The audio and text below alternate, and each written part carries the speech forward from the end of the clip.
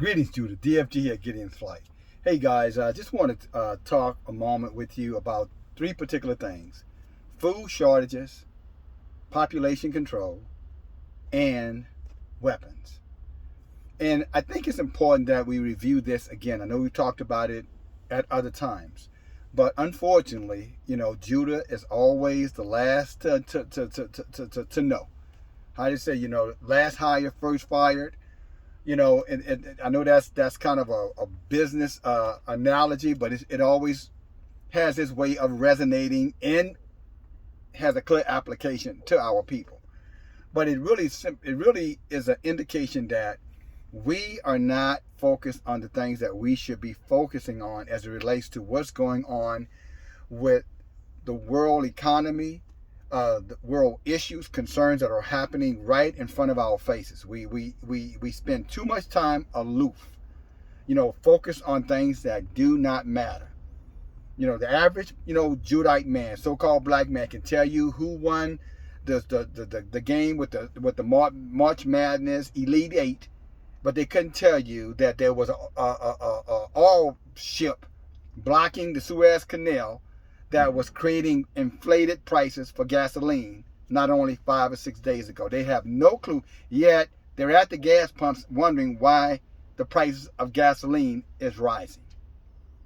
That's what I mean by aloof. Yeshua had a word. He said, he quoted, he said that Judah, Israel, he said, this is my thought about them. He said they will swallow a whole camel, but at the same time, they will strain on a gnat. That was his way of saying they have their priorities ass backwards. That's what he's saying. Whenever someone tell you, man, you'll swallow a camel, but you're straining on a gnat, they're simply telling you you need to get your head right. You're focusing on all the wrong things. And that leads me to the conversation right here, this message. First, let's talk about, food shortages. Guys, I work in a business where we sell millions and millions of dollars of food every year. I'm talking about millions. I'm not talking big box millions of dollars of food to a lot of food service. So I get a chance to see what not only food shortages look like, but see, there's another part of the food shortage issue that you're not thinking about, and that's called inflation. Because it doesn't matter if the food is on the shelves if you don't have the money to purchase it. And yes, some of you guys got the government stimulus checks, and you took that money and you probably spent it however you felt like you wanted to, not necessarily how you needed to, but how you wanted to. But let me tell you something. Pretty soon that money is not going to mean much anyway, because I'll give you an example. Frying oil. The frying oil that you use to fry foods in. Now, how many of you guys eat fried food? Let me tell you something. Frying oil, and almost all canola oil, vegetable oil, frying oil, corn oil, peanut oil, I can't say it right, peanut oil, all of those things have gone up 40% in prices in the last 5 days. I've seen the price. The prices actually went up from running about $18 to $19 for a 35-pound case of oil, and now that same oil is running at $32 in the last 4 days. And you know what the purchasers are saying about that? What they're saying is that now they're going to go back and they're going to raise their prices. So now when you go to your little fast food places, I'm not talking about the McDonald's necessarily, but maybe there too.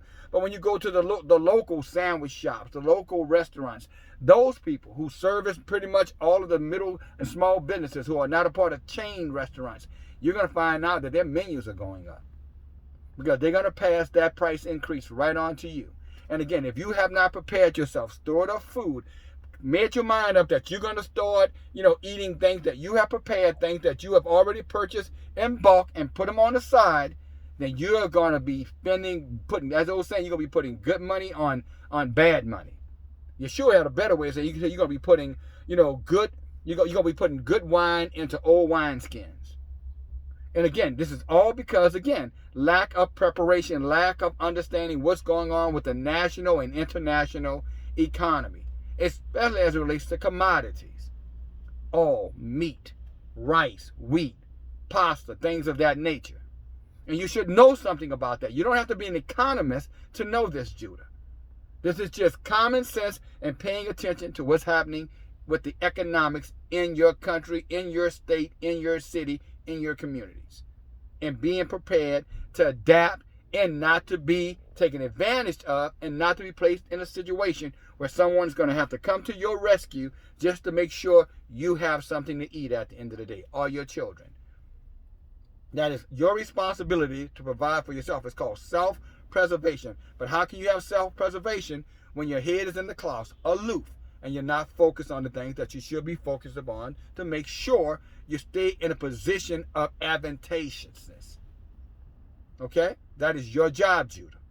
Mr. and Mrs. Judah, Israel.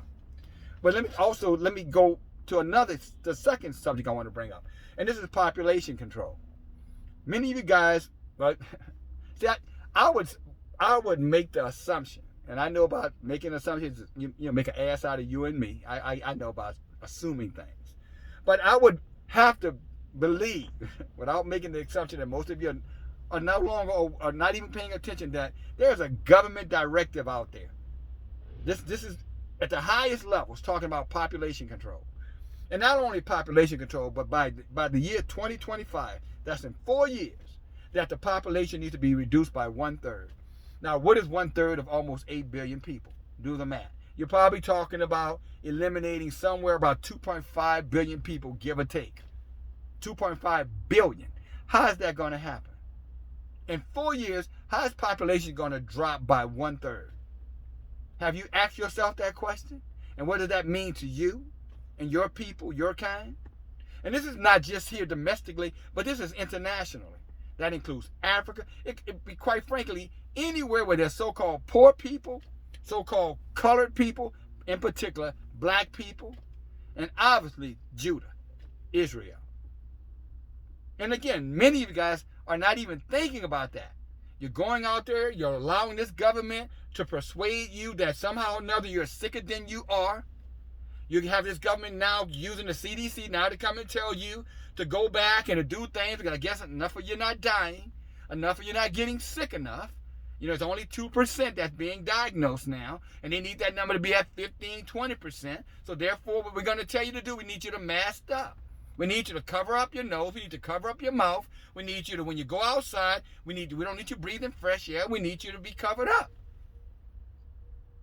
Because we got to get these numbers up. How are we going to get to 1/3? How are we going to get to 2 billion people, 2 billion plus people, if you guys don't cooperate? We need these numbers. At least I'm speaking like they're talking. We need to get the numbers. So come on, guys, mayors, governors, senators, Congress people.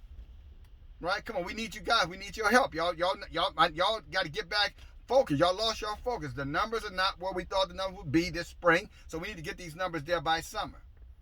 So therefore, the Satan Biden is going to start pushing it again. He's already sent out a message this morning talking about, the importance of, we really got, this is not politics. It is politics, but it's about genocidal politics. You heard what I said? It's genocidal politics. It's genocide politics. It is politics. Or maybe it isn't, depending what position you're standing from. If you're down here where we are, it's not politics. If you're up there where they are, it's 100% politics. They need to get to that number. And they're going to do everything in their power to influence and persuade you. And unfortunately, many of you, Judah and Israel, you're going to take the bait. It's like, I was talking to someone yesterday. I said, our people sometimes remind me of a fisherman when he's trying to reel in a big fish. What he does to reel that fish in, first of all, when he hooks the fish, he janks the hook. That's to get it in the jar. But then he releases the fish, let the fish swim away a little bit. So the fish thinks it's getting away. So it starts to move faster. And then he hooks it again, pull it back in, and that hook gets a little bit farther in there. Then he lets it loose again. And now that fish thinks he's going to get away. Then he hooks it one more time. And see that last time, he's going to reel you in. You follow me? Because now that hook is so secure, there's no way except that line breaks that fish is not going to end up on his plate. See, when they start to push some of these agendas out there, some of this, what it's going to take to get back to normalcy, I'm going to say it that way, pushing that narrative out there, that's all they're doing. Give me a little bit. We're going to let you go to the game, but you got to do that. We're going to let you travel, but you got to do that. See, that's releasing, catch. Release, catch. We're going to let you, have more people in your home if you do this. See, that's release and catch. Release and pull. Release and pull. Until finally you're going to realize they've got your ass reeled all the way in, and you're going to end up on the plate. Oh, let me say that the right way. They're going to get to that 330 number. Okay? Now, here's the last thing I have in regards to the 3. Weapons. I mentioned this before. How many of you guys are prepared yourself for what is to come? Because with a food shortage and people now having a high level of anxiety because they're starting to suffer in their business, a high level of anxiety because they're becoming more and more paranoid as people tell them who the problem is, they're going to start singling people out. They're going to start attacking. They're going to get more violent. You've seen that already. Have you done what Yeshua told you to do, Judah? Israel, have you followed the direction? Because the Most High warned us that there would come a time that we would have to sell women your purses if necessary. And I know you don't like to get rid of those duty bags, right? Dolce Gabbana bags. I know you love your purses, sisters. And brothers, it's you're going to have to sell your coat, your jacket to get a weapon. And he was saying that because he said that time would come. But it was a warning to our people that you would know when that time came because all the other signs would be there as well. And we've seen all those signs. Globalism. The eye in the sky. Contact tracing. Using smart devices to track your every movement. Pushing lies and deception around who's contagious and who's not. Or where the contagion originated from and where it hasn't. Taking those who are innocent and making them guilty and taking the guilty and claiming their innocence. As we heard about with the new phase with the so-called black against Asian, lie. But that's what they do. And it's all, again, constructed. And it's not even a conspiracy. It's an actuality that's directed at Judah and all of the friends of Judah, including the strangers who have lined themselves up with Judah. You too. They're going to come after you too. Because as far as they're concerned, you are a traitor. You are a race traitor. So you need to keep that in mind. There's a price to pay for standing with the people of the Most High. But let me give you some. So before I move off of that, you need to sell what you need to sell to get you a weapon, ladies and gentlemen. If you don't have a weapon right now, then someone come and kick in your door to take whatever little bit you have, you're not going to be able to do anything to stop them. If someone is coming to carjack you or to rob you as you're coming out the market and you don't have a weapon, there's nothing you're going to be able to do to stop them. Nothing. And you better hope they stop right there if they break into your home. Because most of the time, it's one thing to break in your home, but if they break in your home and then they want to start assaulting you, assaulting your family members, raping, what have you, what are you going to do to stop them? You're just going to scream out loud when they have weapons? You got to think about that. It's one thing to break in your home and take the stuff. You'll probably say, look, take the stuff. Just leave my family alone. But if you don't have something to defend your family, you better believe, unless they're the worst Robin, Good Samaritan, oxymoron they could be, you better hope that's all they want is your money. But if I tell you this, if they go that far to kick in your door, they're going to go all the way in. They have come that far, and if they know you have nothing in your home to protect you, and the word will get around eventually, and they know you don't have anything in there, they're going to come, and when times get as desperate as they will come, I just told you, inflation and food shortages. There's probably, 20% less food on the shelves, and the prices, inflation, things are going up. Commodities, it's probably 25, 30, 40, 50%, and it's still going to go much, much higher. So you're going to have a real famine to deal with real soon. So you're going to have a famine, you're going to have a bunch of sick people out of their minds, and they're going to be armed to the teeth. How are you going to position yourself, Judah, to be ready to defend and survive in that kind of environment? And that's something you need to already know how you're going to do it, not be thinking about it. You should already know how you're going to execute that. All right?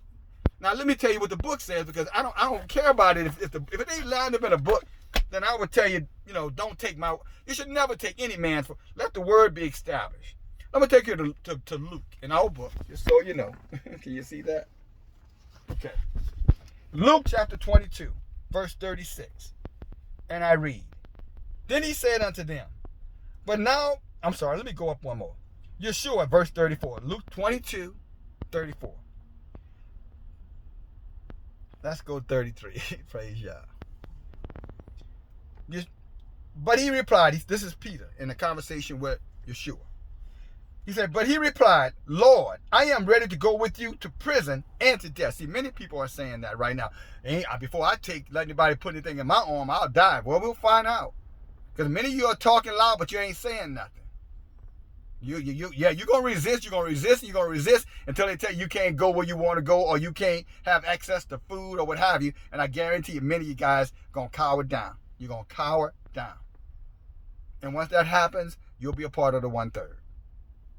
Mark it. And your family members. Because you did not prepare. You didn't take it serious. You thought it was a conspiracy theory. You were deceived. You were deceived. Matter of fact, you were deceived and you allowed yourself to be deceived. Because there's a lot of truth out here that could have inspired you and encouraged you to take the necessary steps, and you did not. And that is going to fall squarely on your shoulders, men and women of Israel, in particular Judah. Here we go, verse 30. But he replied, Lord, I am ready to go with you to prison and to death. And Yeshua answered, I tell you, Peter, before the rooster crows today, you will deny me 3 times that you know me. See, Yeshua said there's a lot of our people going to be talking shit about what they're going to do.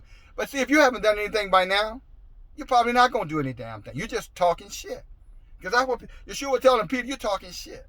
That's what he said. Look, I don't want to hear that crap. Before the damn rooster crows tomorrow morning, your ass is going to deny me 3 times. See, that's called being transparent with people.